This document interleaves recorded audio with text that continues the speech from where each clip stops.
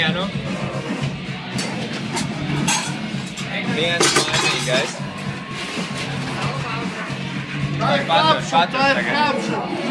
Nē, viss notikās godīgi. Tad mēs sagriezām visus jūsu vārdus, lapiņās, mazās, smalkās.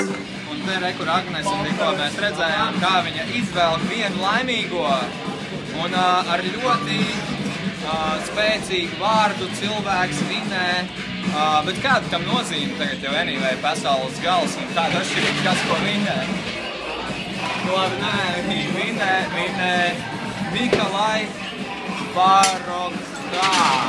Mikolai Barokā.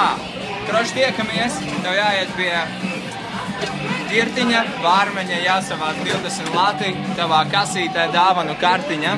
Rekur skaties, tavs vārds, uzvārds, un tu to esi darījis pirms 23 stundām. Čau!